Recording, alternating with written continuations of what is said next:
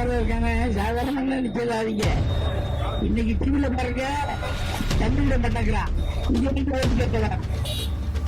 புரியுதுங்களா? நீங்க எங்க கேட்டாலும் மேம்பாலம், மெட்ரோ ட்ரெயின்ல வந்தே பாரத், உலகத்தாங்க என்ன போட்டுக்கிட்டே இருக்காங்க.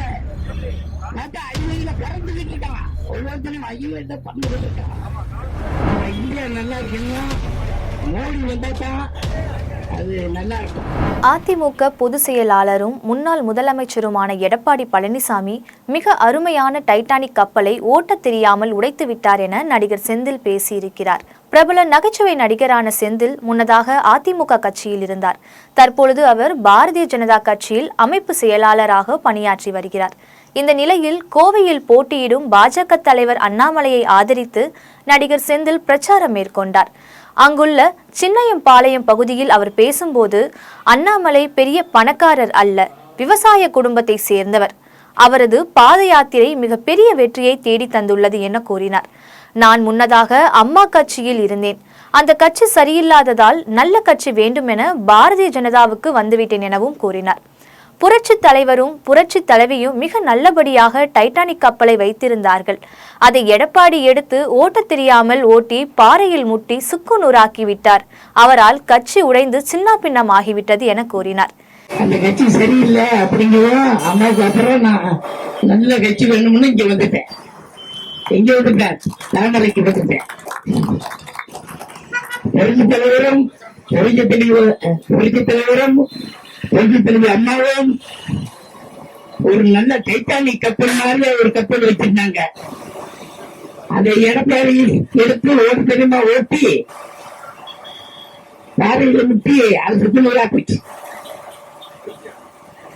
அருமையான கட்சியை உணர்ச்சிட்டாங்க. இந்தியா நன்றாக இருக்க வேண்டுமானால் மோடி வந்தால்தான் நாடு நன்றாக இருக்கும் என பேசினார்.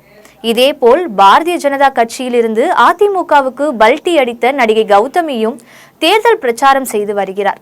தென் சென்னை அதிமுக வேட்பாளர் ஜெயவர்தனுக்கு ஆதரவாக அவர் பிரச்சாரம் செய்து வருகிறார். கௌதமி செல்லும் இடங்களில் அவருடன் பெண்கள் செல்ஃபி எடுப்பதிலே ஆர்வம் காட்டி வருகின்றனர்.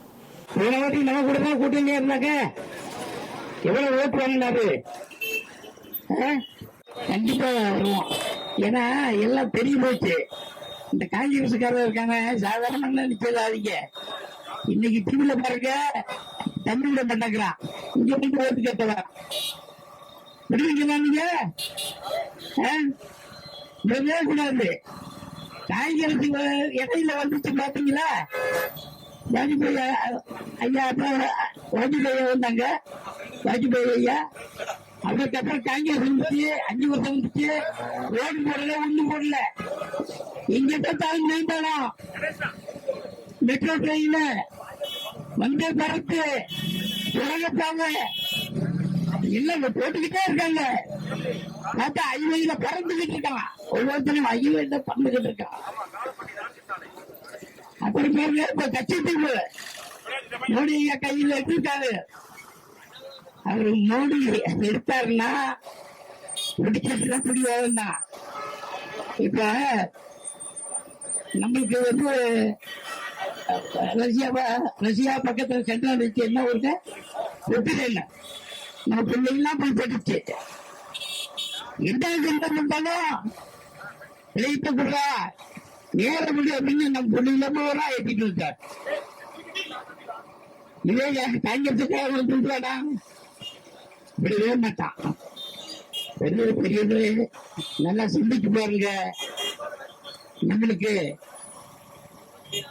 நம்ம இந்தியா நல்லா இருக்கணும்னா மோடி வந்தா தான் அது நல்லா இருக்கும்.